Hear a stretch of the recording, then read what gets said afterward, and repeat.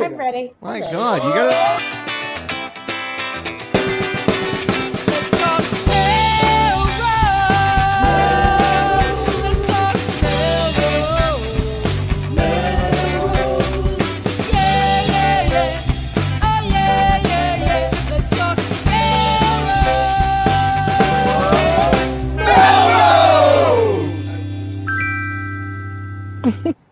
Yes. Good evening, Melrosians the world over. I'm Tom Catalini.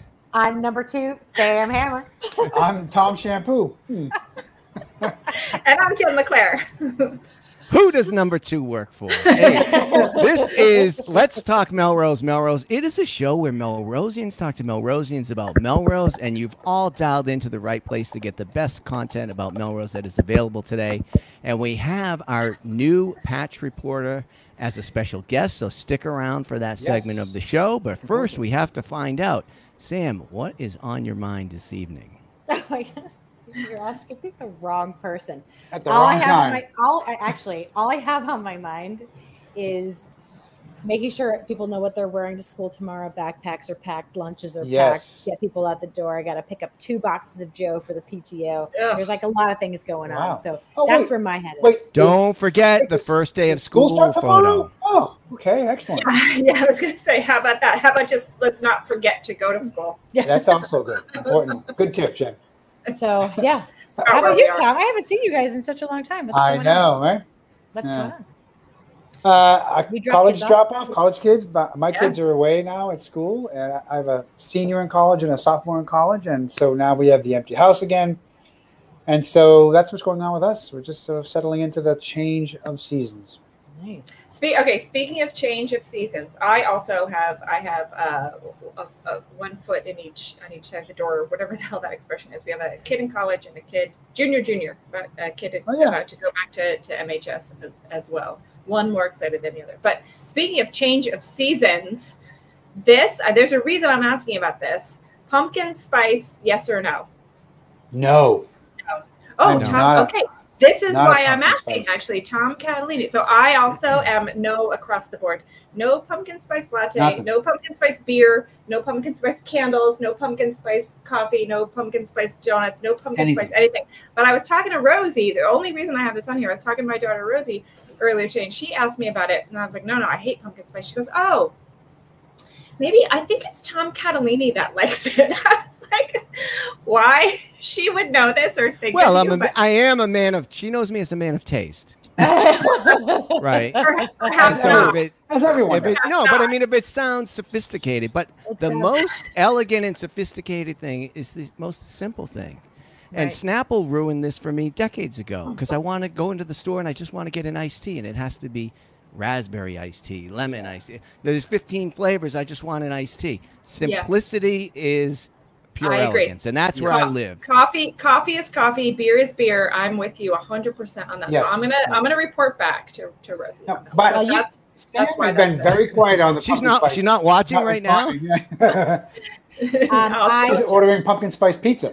I love it. I don't like it in other things, but I could have a pumpkin pie year round. Pumpkin pie, yes. That's different. That's different. Not pumpkin spice, you know what? Life cereal. I can have pumpkin spice latte all year round.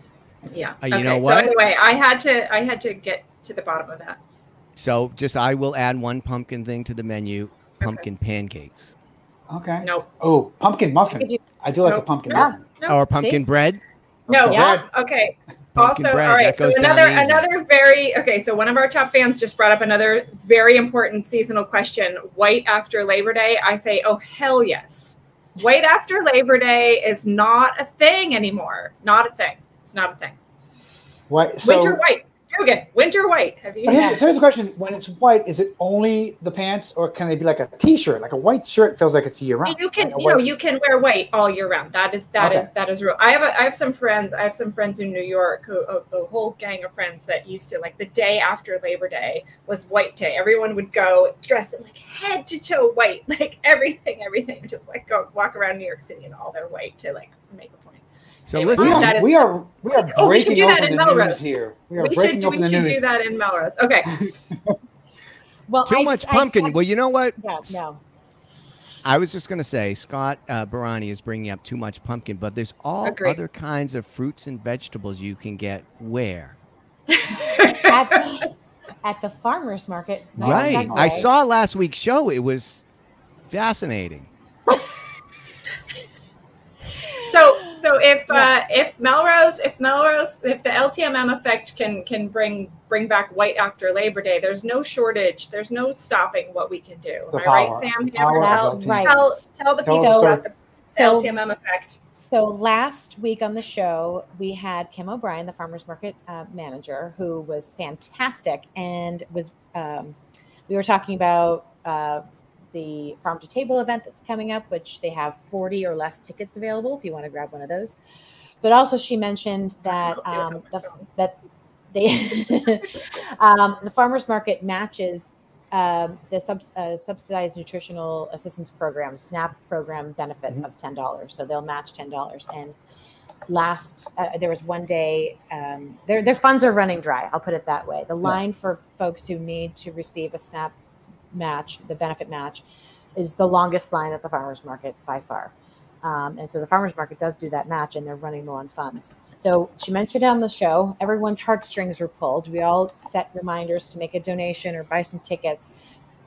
And that Thursday, 2 days later at the farmers market, she had received donations totaling $550 from her discussion. That's fantastic. Wow. That's amazing. Show. So she was very grateful. She was very grateful.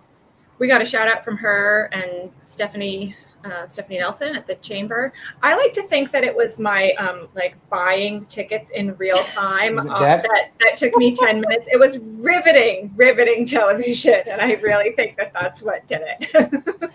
I'm fixated by this person buying something online. I can't look away. Sam bought her tickets in about like 10 seconds flat, and the whole for 10 minutes of the show was like trying to. So that's great. That's a great story. I mean, that's really truly a great story. I'm happy to hear that. Yeah. And thanks to Kim for coming on. She was great. Telling everybody about the program and all that. So that's fantastic.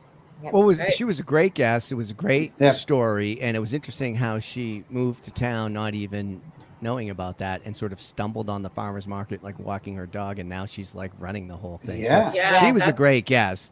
That's great. She's fascinating. Her life story is fascinating. The things that she's done. Right. So we also. Sorry, Tom. Go ahead. I was just going to say, if you somehow missed last week's show, you can go ahead and go back and rewatch it. It's worth watching to see her interview. Right. And I was going to say, we also have a fascinating guest coming on in a few minutes. The Melrose Patch, and so we'll talk more about that. Dakota Antelman, he's going to come on and tell us whether or not we're saying his last name correct, and other news. but first, the news.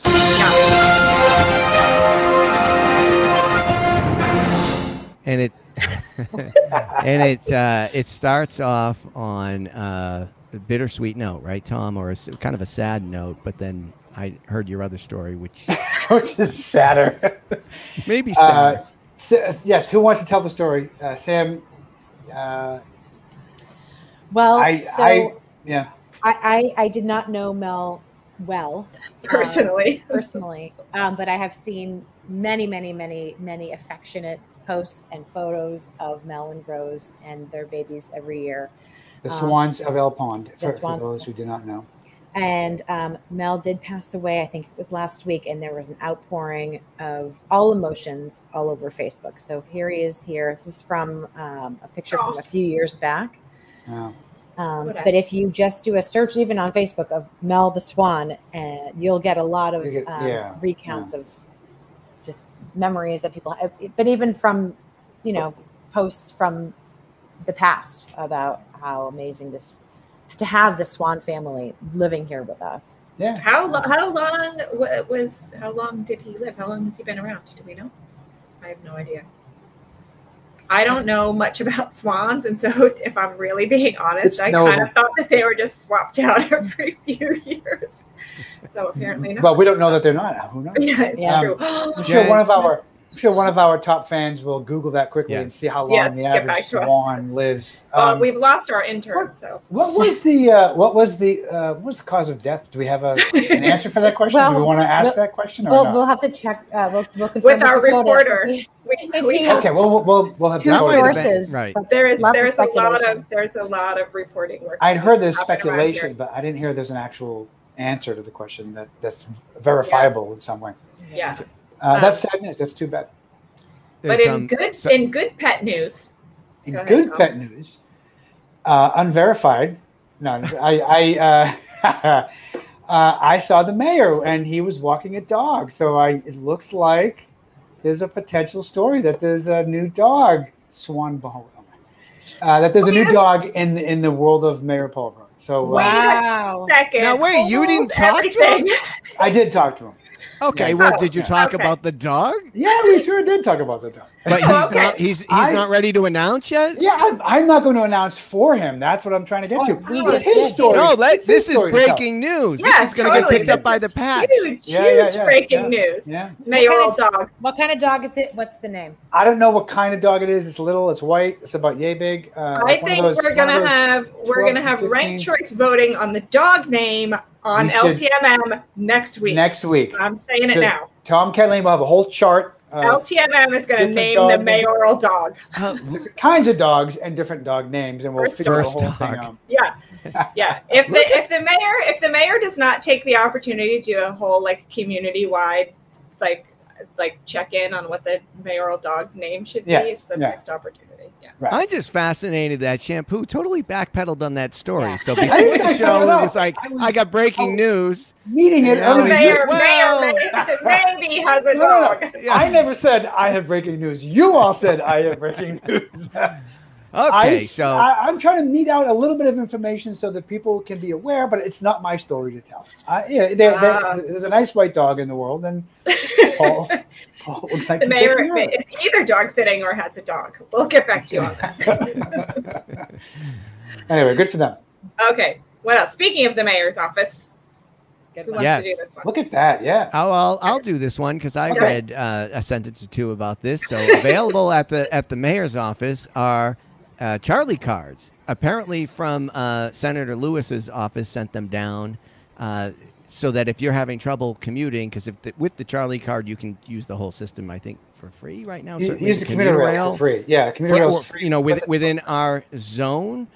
So so I saw this and it's nice, and part of me is like, oh, the politicians are trying to get credit for because it has to have everybody's name on this news story, but it is a nice thing, and I'm a little bit unclear on should I go down and get one, or is it for because I don't have one because I've been driving if I want to take the train, or is it for people in need? Or anyway, they have 200 tickets down there for people. Okay.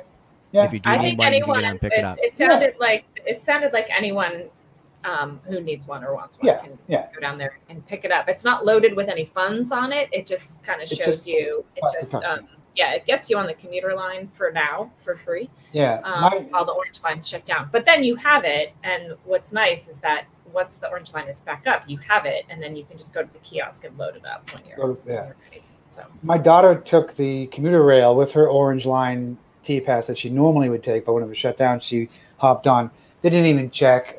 They are coming around. In theory, they're supposed to come around. You just show your Charlie card for a free ride into the North Station. But I think lots of times they're not even checking that because there's so many people who are there, and they're like, it's fine. Has anybody done the pickup or the stop at Oak Grove for the commuter rail, like where that goes?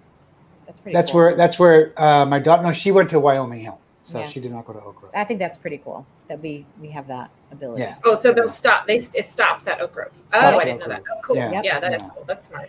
There was always a stop there because there's the other side of the platform, but they just never did stop there. But they had the ability to. Anyway, it's great. It's great. It's good news that they have a free opportunity for people, and good for the mayor's office to be handing out these coupons, these cards. I have to say, I've been driving in and out, and it hasn't been terrible.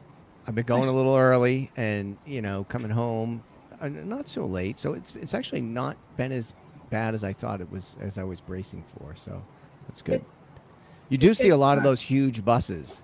And you do see a lot of police out, and you see new bus lanes, and they have to make wider corners for those buses. So it seems like you know, they're doing pretty well so far. Yeah. Yep. I haven't had to use it much, so I don't know. We'll have to find somebody who's been doing it. Who has to commute all the time. Yeah, that would be cool. Well, I think Gazelle went into town once, and he can't stop grousing about it on Twitter. So if you want to do a search on Twitter and see what Steve Gazelle is up to, that'll give you some real time insight from the ground. Ouch! Ouch! Right. We're gonna find out in about 2 seconds whether or not he's watching. Right. On that. Right. Trying to flush him out of the bushes and see if we can get him to comment here. So real quick, we talked about this briefly last week, but kind of an update. The grant cycle for the 2023 season of grants for arts and creative activities and events from the Melrose Cultural Council opens September 1st. So if you have a creative idea or project in Melrose that the funding cycle opens, applications are being accepted from September 1st to October 17th. You're welcome to ask any questions to the Cultural Council or kind of just like flesh out your idea a little bit. There's also an event coming up September 10th at 9 a.m. at MMTV where you get to meet representatives from the Cultural Council, Messina Fund, Melrose Co-op Foundation, and the Rotary Club to so those are all the like kind of primary arts and cultural funders in Melrose to answer questions and just kind of like, you know, share your ideas and work on your proposals and get some ideas there. You don't have to be a nonprofit, so individuals are welcome to apply for some of those as well. We should really try to figure out something this time. Oh, you know, I have a 4-page list of ideas. Oh, great. Perfect. We should do like Hullabalooza, whatever we call that thing. Yeah. 2. Coming up this holiday season, and come on, September 10th, 9 a.m. Come and find out, see if you get any bites. Just throw some ideas out there and see. Nothing's promised. It's not official. It's very informal. So if someone says great idea, that's who knows. So come and check it out. So that's it. Awesome. And thanks again to City Council President Kristinella of Edward Jones for delivering 80 backpacks for the kids in Melrose last week. That's a pretty hefty number. So yeah, that's great. Thanks for doing that. I know his mom watched the show, so. Yeah, and quick side note, not Melrose related, but I know you'll all understand this. So I heard today the inventor of the Trapper Keeper passed away along with my youth. Oh. Anybody remember? Sam, yeah, sure. Too young for that. Do you remember the Trapper Keeper? Remember that? Yep. I was going to ask if the coffin was like a little slippy slide with Velcro. The Velcro thing. That would be amazing. Yeah.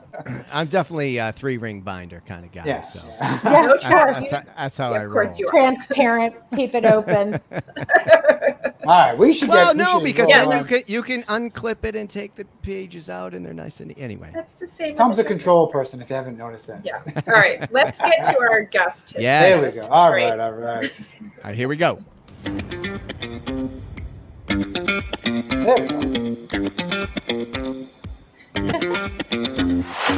All right. Welcome, Dakota. Hello. Thanks for having me. Dakota Antelman, am I saying your name correctly? Yes. Last name, report? All right, awesome. New reporter for the Patch. Welcome to Melrose. It's good to be here, and it's good to be on with you guys. How long have you been on the beat, as they say in the business? Yeah, so I just reached actually about a month. I started on July 25th. July 25th.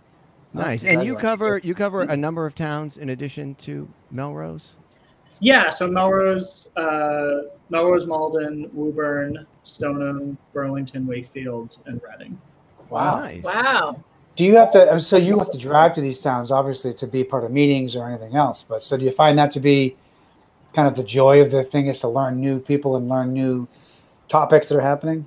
Oh, absolutely. I think there's a lot of variation between the different communities too. Wow. Or something like, the Orange Line shutdown.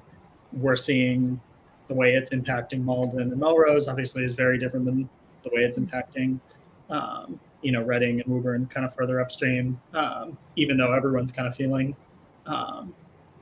you know, in the lead up to it, kind of the anxiety, the build up to it, and then now in the first kind of few weeks of it, people seeing it. But, you know, I think it's very interesting on the regional stories to see how it's, you know, see the sort of variation there. And then kind of at, you know, down at the local level, it certainly is interesting, kind of the variation between the different communities.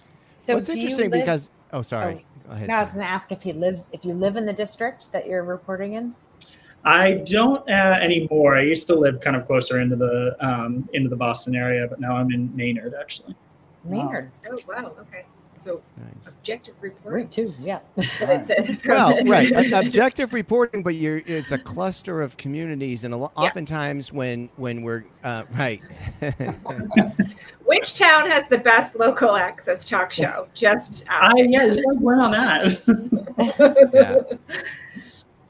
I was going to say you're in a cluster of communities, but they all oftentimes you're trying to figure out what your neighbors are doing and kind of compare to those other things. And are they all cities or some of them towns? Like, what's the structure? No, Malden, Melrose, and Woburn are the town formats, and then everyone else, or the city format. Everyone else is the town format. The town format. Yeah. Do you have any insight? Because I often we're bigger than some places that are towns. But the way they're run is totally different. So from a reporter's perspective, is a city easier or harder to access information than a town? I think it depends. I like the city format sometimes because you can, you know, a lot flows through the city council. So you can kind of get your head around a lot as it kind of goes linearly through the city council. You know, so there's an upside to that city format. You know, sometimes though with the, you know, on the flip side of that though, then you get kind of the town meeting format that, you know, the way we do things in the town style of government up in New England here, you get these two, you know, 1 or 2 kind of marathon days a year where all the spending for the year gets approved in one batch on a Saturday in May. You know, so that's, you know, that's kind of a big ticket item to cover and kind of an easy you kind of safety net to kind of see everything that's going on in the town format. So I think there's plus or minuses. Sometimes I ask because sometimes I'm jealous. I think Lexington might be a town, and I was looking at some of their stuff, and they the financial reporting seems very robust and thorough and accessible, and it open, just it doesn't seem so much in the city format. At least I'm in Melrose. You're right. No, you're right. Yeah.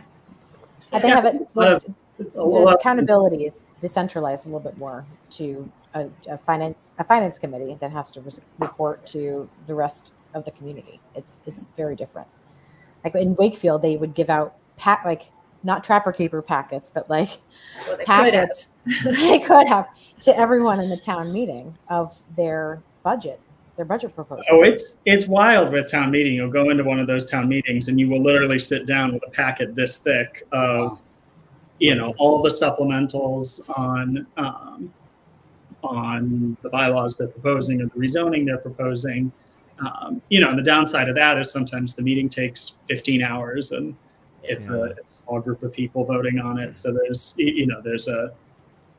a downside to that format. But it certainly is, you know, if you're able to sit through that and be there for that, it certainly does kind of, you know, I mean, it's a direct democracy type of thing where everyone's in an auditorium voting on it with everything in front of them. So it certainly is an interesting model for that.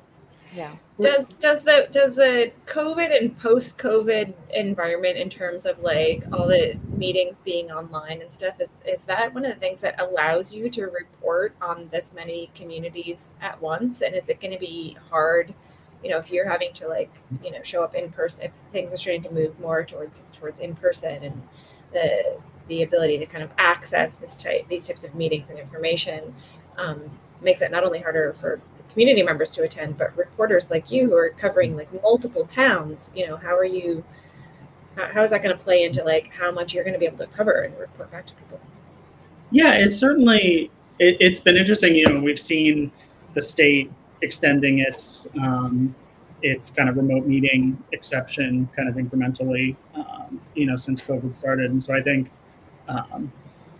yeah, I've certainly benefited from meeting, more meetings being streamed. I remember it from before the job I worked before Patch. I had worked in a cable access studio out in Central Mass, and so I remember where Hudson, Mass. Okay, yeah. Yeah, so I remember that role of kind of juggling what meetings get filmed kind of in pre-COVID world, and so it certainly has been a huge change to have everything not only streamed live so you can watch it from home, but so that you can now then go back and watch a planning board meeting from 6 months ago. That's been a pretty wild change. But I think even if things go back to in person, it seems that there have been some changes even beyond just the format of the meetings, that some more documentation has been being put online, and some municipalities have been experimenting with different kind of transparency and accessibility programs and stuff that is giving a little bit more information, or even just around the meetings, and so that there has been some sort of change with that since COVID started. So as you found out, we do break a lot of news on this show. So if you need any scoop, let us know. But what mostly are in Melrose, I guess that's all we talk about. Yeah, we don't care about those other towns. What we maybe care a little bit. Sorry to interrupt, Sam. We maybe care a little bit what's happening at Grimsby's, but other than that, we're good. We're good. Melrose adjacent. So what sorts of things do you look for in Melrose, or what sorts of stories are you aiming for? Yeah, I mean, we try to get a good sort of balance of them. Whether it's kind of the breaking news stuff. I remember a couple weeks ago we had that pretty nasty thunderstorm come through, and there were a bunch of people on Facebook, and I was on posting on Patch and watching the kind of power outage updates that National Grid was putting out. So I think there's the breaking stuff. We're trying to get information for people if there's something that's very immediately impacting them.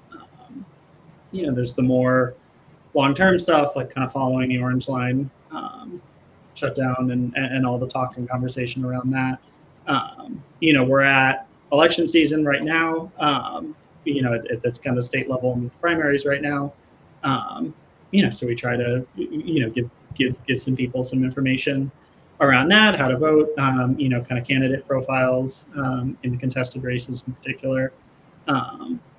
So that include, what about like schools and school committee type stuff? Yeah. So and especially as we kind of get back into the fall and the seasons, or the kind of meeting season picks back up. Kind of I mentioned city council and school committee. Those are super big. Development planning board. I was in a couple of those meetings, and I know there's a couple projects that are moving along in Melrose. So, for instance. I think the one I was working on a couple weeks ago was the VFW Hall project. But I know there's a couple other things going on. The old Crusoe building. Yeah. We did that a couple weeks ago, and the city just got some money for that, for some work kind of around the development that's being proposed there. So. So I followed some of those stories, and I have to say the value of somebody like yourself, getting up to speed in the meetings and then giving a short article of just the facts in a couple hundred words, like here's what's going on, is super valuable. So between Mike Karaji's retirement and your and you're coming on board. Retirement. He's still he seems retired. I don't know. I'm not sure. I think he came into some money. I'm still investigating this, so I'm doing. Has anyone seen Mike Karaji? Profile? I've been reading some detective novels, and I think I am on the trail of something here. But hey, we'll leave that for another show. So since he rode off into the sunset or whatever he's doing, and you're starting, there's actually a noticeable gap. No kidding. Yeah. About like kind of what's happening. And even though you're covering so many different towns and only giving us, kind of part of your attention, it really does make a difference. The two examples you're talking about, because the people will be talking about it on Facebook or whatever, but it's nice to know you can go to the patch, a couple hundred words, like, okay, here's the facts of what happened, and then I can go kind of from there, and I can link, and I can go watch the recording of the meeting, like you said, and go do these other things. But otherwise, I would really miss a lot of that. Like, it also comes right to my inbox. Like, I get the email, emails from the patch with the sort of digest, so things kind of come, like, they get in front of your face, like, more regularly. But if we have, 20 meetings this month, like, how do you, and you covering 6 towns or cities, how do you decide, like, I'm going to go to this city council in Melrose and this planning board in Melrose this month? Or, like, how do you figure that out? I think you prioritize, and first of all, I'm glad to hear you like the coverage. But I think, it is a prioritization question. I think with something like the city council meeting, they, especially in kind of the city format of government, you try to be in as many of those as you can, because there's pretty much always going to be something, newsworthy coming out of those meetings with, maybe some of the development thing. If it's a planning board meeting or a zoning board meeting, you kind of really want to keep an eye on the agendas, and, kind of that is just a prioritization question every single day, every single week, of looking at what's going on and making sure you're not missing a huge step. Obviously, the people serving on those boards do crazy amounts of prep work, and the hours they put into the timing those boards, so you want to make sure you're there when a big step's going to happen. Well, as you saw from our sort of green room, 10-15 minutes before the show, this show relies really, really heavily on, at the last possible seconds, scanning any emails and articles from the patch. So we plagiarize heavily, actually. I have to say, though, it's interesting what you're saying about looking at the agenda, because we've seen some stuff pop up that is kind of not on the agenda. So there was a big hubbub with the Traffic Commission a number of years ago, and it was stuff that it's not on the agenda, and then it ends up discussed, and it's like third rail issues kind of in town. Actually, that was one of the times Mike Karaji called in, I think live, when we were back in the studio to report from that meeting. So it's just interesting, because what you're describing is what a savvy citizen could do, but also sometimes stuff is tucked away a little bit more than that. And as many meetings that are online, they're not all online and accessible. Right. And sometimes they cut out, or there's technical difficulties. I mean, and you bring up the good point. If you can't be sourcing on that kind of stuff. And you sometimes can't decipher the agenda items too. Like, it'll seem like something that's this kind of benign thing, and then you realize that, oh, actually this is like a hot button issue that really like impacts people, but that wasn't clear from the agenda item. It looked like it was just like business as usual something. Some I'm not saying that people do that. Well, no, yeah, like, sometimes that happens. That process certainly doesn't kind of happen in a vacuum. You're looking at the Facebook groups and what people are talking about. You're looking at the meeting agendas. You're talking to people. You're hopefully getting an email when something percolates up. You sometimes don't realize it's going to be a hot issue too. You don't realize that it's something that's going to impact you until like after the fact, and then it sort of blows up. So that's, well, the other thing is, there's something we've seen happen is there's something seemingly mundane on the agenda, and then some group of citizens decides they're going to come and speak out in an organized fashion that sort of catches the governing body by surprise with a little bit of drama. So it's interesting. So it's hard to predict. Well, it may or may not be drama. Sometimes it's people like paying attention to the things that they're, maybe others aren't, or maybe they're hoping. Again, I'm not suggesting there's anything nefarious, but they're sort of hoping we'll just kind of go smoothly and won't be kind of called out, and then sometimes it is, So how would you find out if that sort of stuff happens after the fact? So it wasn't on the agenda, or there was some hubbub bubbled up. Is like the Facebook group like a place to keep your finger on the pulse? Oh yeah. I mean, I think, and that's, again, it's a combination of the Facebook groups, and maybe someone reaches out to you, or you're talking to people. Oh, do you have a tip line? Well, I have my email. People can email me, but and that's where kind of being in town and being accessible, being you know, having kind of relationships is super beneficial and that kind of stuff. But yeah, I mean, and that has been a benefit with you know, with COVID and things being more accessible. You know, if you do miss a meeting, you're able to go back and look at the recording. And here's a hot tip for you too. Once school gets started again, Friday mornings at Nero. That's where you want to be if you want to know what's going on. I'm just saying, there's a lot that goes on Friday mornings at Nero. Is there a Zoom for that? Because not accessible. Closed meetings. Closed unless you walk in and sit down. Yeah. I've had a couple good meetings already at Nero. Nero's excellent. Well, we should definitely get you coffee when you're here. Shampoo, yes. You've been trying to say something for like 30 minutes. Ask a question. That's all. I'm waiting my turn. I'm just waiting my turn. Go ahead. Go. I wanted to ask if there's if there are certain kinds of stories that you're looking forward to covering. And if you've been tracking sort of Melrose in the news in the last few years, we've had different kinds of stories here in Melrose. Some are national, some have been negative, some have been sort of positive. We've got different things happening. We've got EV power stations happening. That's the most number in the country. So anyway, I don't know if there are certain kinds of stories that you're looking forward to covering here in Melrose.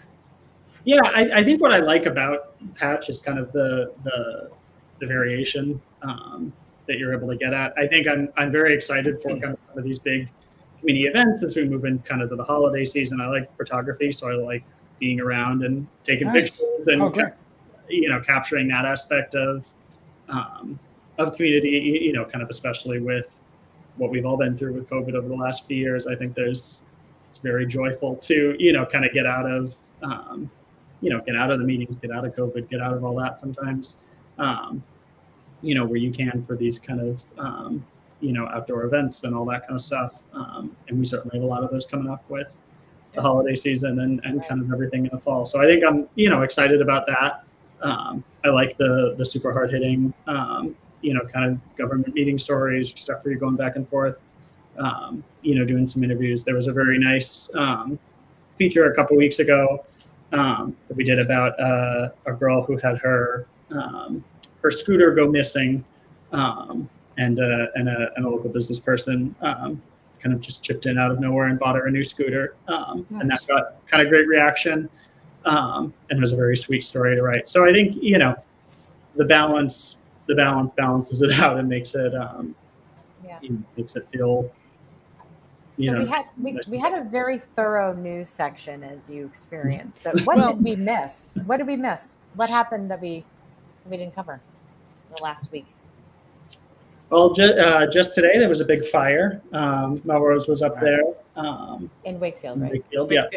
Across, just across the town city line there. What was the building? Was it a residential building or was it a commercial? Yeah, it was a home. Oh, okay. Sorry to hear that. But it was they kind of called everyone over, especially with the heat. They had to kind of. Yeah, it's been so hot and so dry. Yeah. I think our newsletter lead this morning was soccer coaches. I saw that. He's looking for Tom Shampoo. Coaches. They need soccer coaches. I've discussed this previously. My wife actually brought it up last night. Hey, you know, they need soccer coaches. I've done my time. I coached my kids. I coached my kids for many years, other kids for many years, and I feel like I'm happy to hand the reins over to someone else. Why don't you?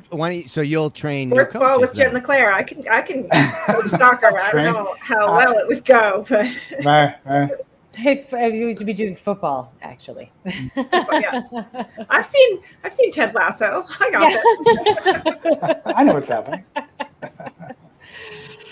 Awesome. So let me ask you this, Dakota.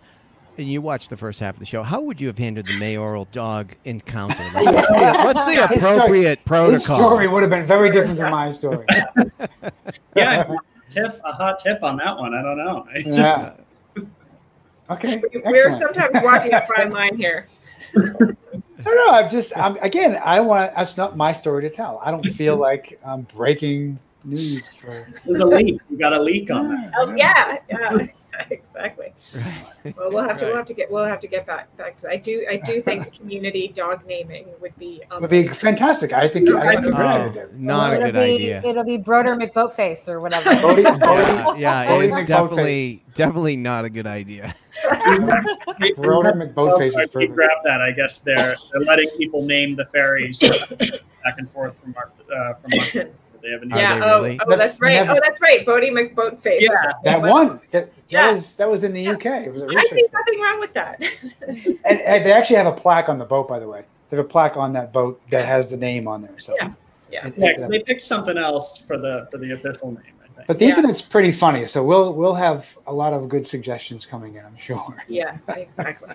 So if you could do me a favor, tomorrow morning, call into the mayor's office. This is Dakota Antelman from the Patch. I'd like to speak to the mayor, please, and then just follow up on the dog thing. Follow up on the dog thing, and let's get to the bottom of this. But please also say that as heard on Let's Talk Melrose. Yeah, I know. Yeah, you can't take it. Yes. Yeah, you'll get your story. Last question, and then we have to dance. Any dirt you want to give us on Mike Karaji? Yeah. Ooh, yeah. Oh, come on. I think he'd contest the retirement. I think he's quite busy. I talked to him yesterday. He's sipping drinks on some Brazilian beach or something. I talked to him yesterday. All right. Yeah. Well, we look forward to meeting you in person. Yeah. Hero on a Friday morning. Coffee on Jen. Yep. Sure. And thank you for coming on. It's been a pleasure, and thank you for stepping up, being a reporter here. We're super grateful. Yes, we feel like we may have more exciting news in your other cities and towns, but we're super for now. It's been great. It's been great with you guys. I'll tell you this: if there isn't news in Melrose, just let us know, and we'll make some. Yeah. It is not quite the Melrose that I thought we would be moving into. Oh wow, Heather Locklear. I don't know what does that mean? Well, I was gonna say, that's a provocative closing statement. Melrose Place. Come on. I see. Gotcha. Oh boy, I was confused momentarily. Yeah, me too. I was expecting it to be a great city, but okay, you guys. No, I was no kidding. All right, thank you so much, and welcome to the fray. Yeah, thank you very much, Dakota. Good meeting you. And we'll see you again. And we'll see you around town. See you around town, everybody.